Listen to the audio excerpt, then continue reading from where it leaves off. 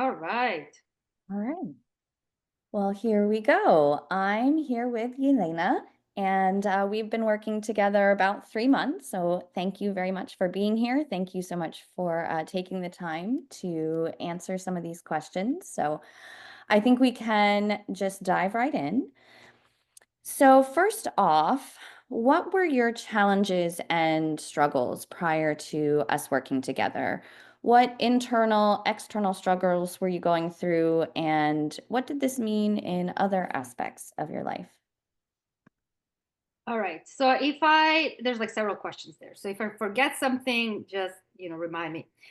Okay. So before I started this, I've been struggling for a few years. First, I hit 40. And then I noticed that the body fat distribution is changing. And at first I was in denial. I'm like, okay, maybe I just need to up my exercises, or I need to like eat less. And I'm a mainly cardio person. So I used to love, I still love running and dancing and that kind of stuff. But that wasn't really working. And then I started reading about female aging and physiology. And then I learned that I'm probably entering perimenopause. So it's time to readjust and change my training. And so I read that I should start lifting weights. I should start building my strength so that I don't lose muscle, and that will help me with my belly fat. Um, and so I started doing that. But uh, it took. I was working on strength training for a couple of months, and I still wasn't seeing results. And so all that was very, very frustrating for me because I couldn't really. I mean, it sounds so. I don't know. It's like I couldn't really enjoy life. I was spending so much time at the gym, and I didn't have enough energy for my kids and my family and my friends, and I felt this like guilt the entire time, guilty about being late for work all the time, guilty about not spending quality time with friends and family, and guilty about every single bite of food that I put in my mouth. So I was pretty miserable. I think, does that answer your question? Did I answer everything? Yeah, absolutely. And so that kind of piggybacks into my next question, and that was, what sort of things had you tried in the past? Um, and how do things compare to what you've been doing more recently in our work together? So like I said, I the first thing I did was increase my cardio. Um, I was spending like my baseline was about 10 hours at the gym, but then when I increased my cardio, I increased that time, of course. And then when I started my own strength training, I just added that to my cardio. So now my time at the gym increased even more to more like 15 hours a week at the gym. So that was it was a lot of time, and I constantly felt drained. And so funny, what changed right now is actually I spend less time at the gym. I think I spend about 6 hours every week, and I think I can probably get away with 4 hours, but I'm an overachiever, so I always want to do more. And I always like after my training is done, after my exercises are done, I always like to take a little walk or jog a little bit. But it's easy, it's really laid back. Like a while ago, I could run a half marathon, and now I'm like, I'm not even attempting. It's like if I jog 2 miles, that's where I cap it. So I spend less hours at the gym, and so when it comes to strength training, what I've been doing before, I was trying to do everything every single day. So if I have a lower body day, it was like squats, hip thrusts, adduction, abduction, extension, leg curls, you name it. Like I try to cover everything every day. Upper body, again, everything, it took a significant amount of time. Um, but now I don't do everything every day. So I have a squat day on Monday, and then I have, for example, a deadlift day on Wednesday. and then a couple of additional exercises as well.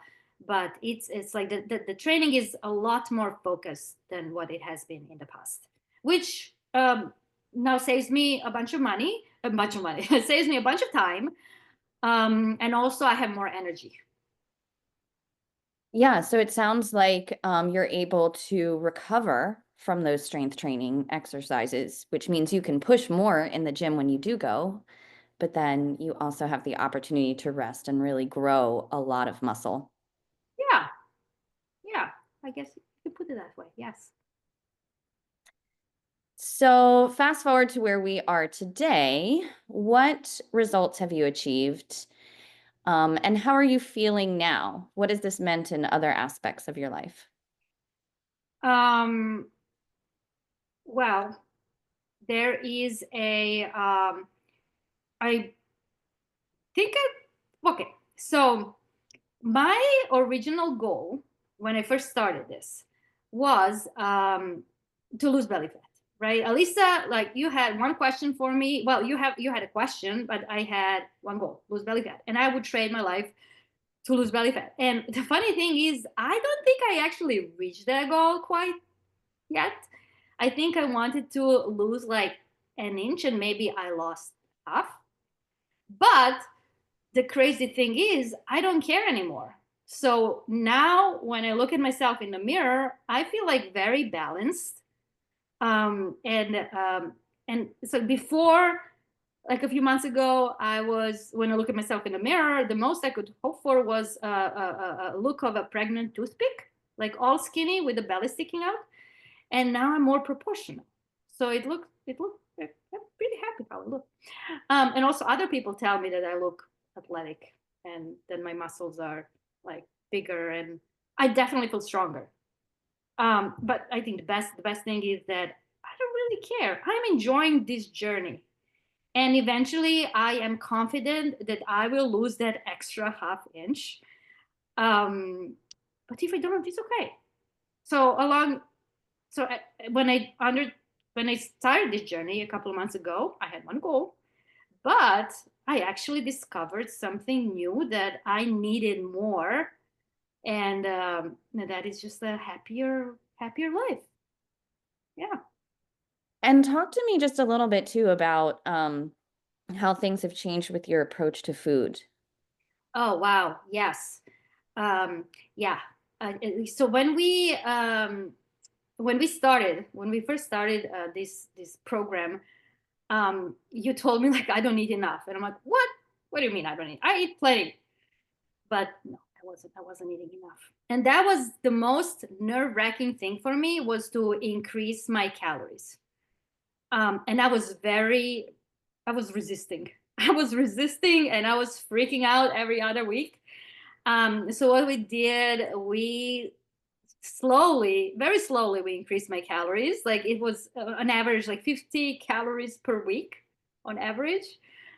And right now, you know, when you see those like videos of like athletic women in YouTube, on YouTube videos, how they say how much they can eat, and you're like thinking, well, that's them. That's not me. I'm born in a broken body, and I have a slow metabolism. I will never be able to eat that much. And hey, guess what? I can eat that much now. I'm one of those women. Yes, I didn't even understand and realize how much more protein, especially, I have to eat to be able to build muscle. It didn't even occur to me like a while ago. And now I'm like, wow, I was not eating enough. And not only that, like right now, oh, I just came back from like Florida last week. I was on a beach vacation for a week, which is beach vacation, a lot of like laying around, not exercising. I ate more than I typically do. And hey, I came back with exactly the same weight. Woo. I was able to eat a burger for lunch with a bun and still have dinner. Woo.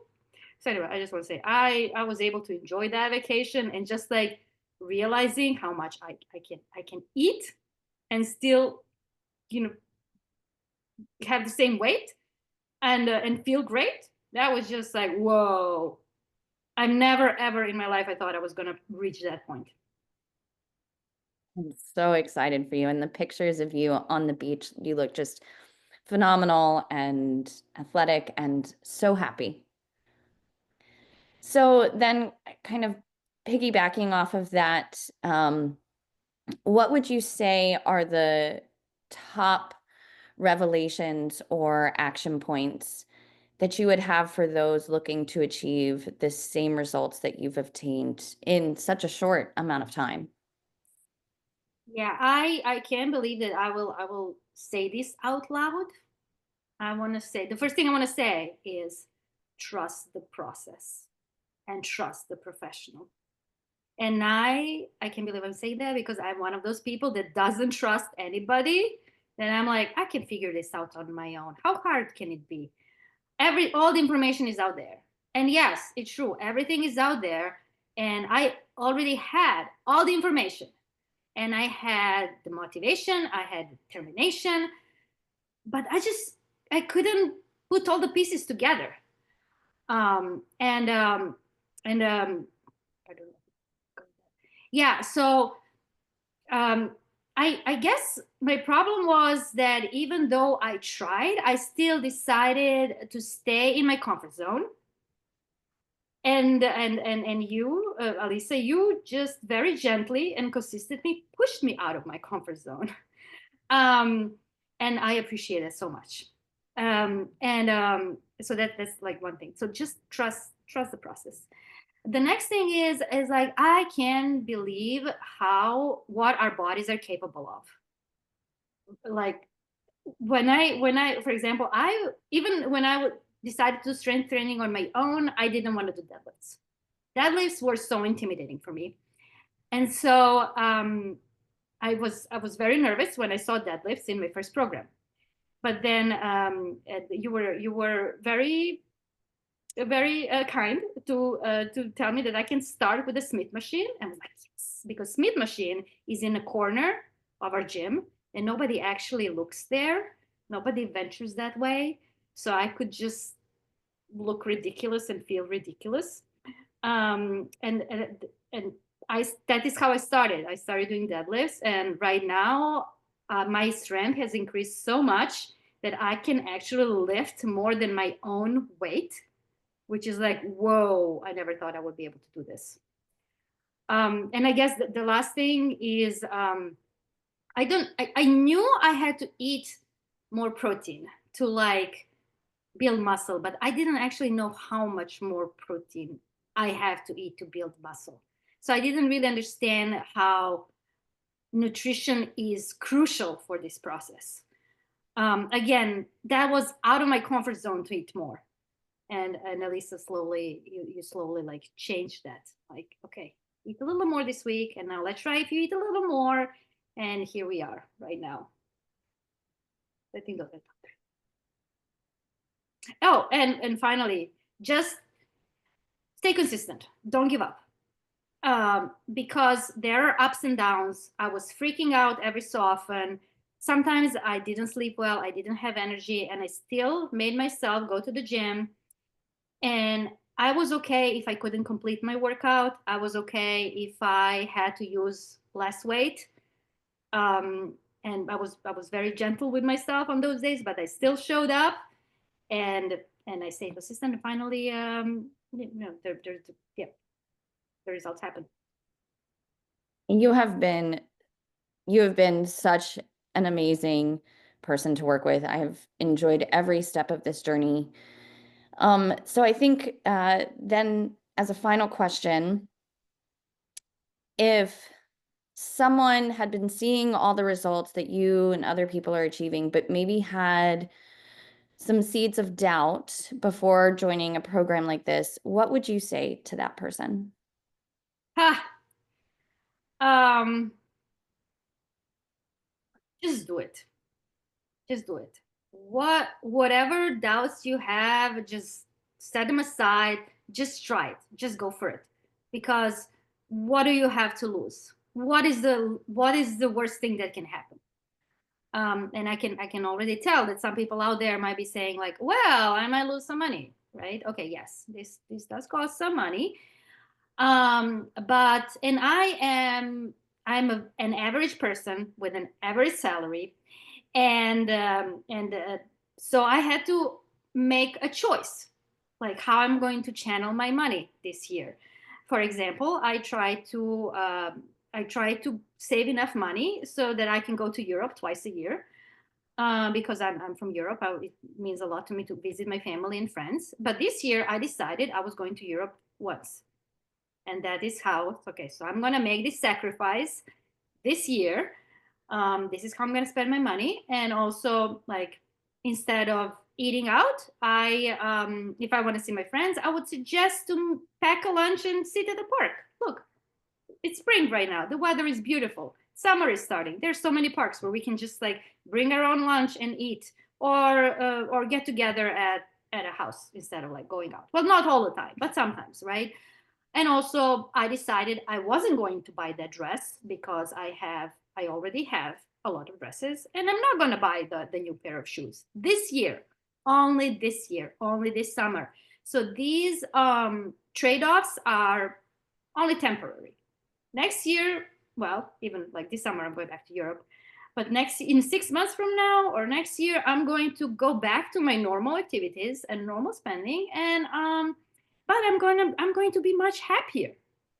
And so what I'm trying to say is that my choice this year was to invest in my physical and mental health. And I think that there's nothing more valuable than that. I think our health is the most valuable thing, and it's priceless. So, yeah, just do it. There is absolutely nothing that you can lose. This is not losing, this is not spending, this is investing in your future self. Ugh, that gave me goosebumps. Thank you. And I agree wholeheartedly. Like I said, you've been a complete joy to work with, watching your journey, watching the mindset shifts, the revelations, trusting me. I don't take that lightly. And I appreciate you and all of your hard work. And I'm so excited for, how you feel and your outlook and all the things moving forward. I'm like a completely different person, dude. Yeah. Ah, cool. Okay. Well, thank you again. I appreciate it. And I appreciate you sharing all of your joy and all of your wealth of information with us. Thank you. Thank you for, I think the universe just heard me because I was already thinking how I need help because I can't figure things out on my own. And there, voila, you just texted me out of nowhere. It's like, thank you, universe, for hearing my prayers. Or God, or stars, whatever we believe in. People, it's all good. So thank you for showing up. And I just want to tell people, like, okay, just welcome, just hear her out. Just, well, open your arms and welcome Elise in your life. Maybe, you have nothing to lose, really. You can only gain a friend, if nothing else. I love having as many friends as possible, and I know that you are truly one of my friends. So thank you. All right. I'm gonna hit the end button.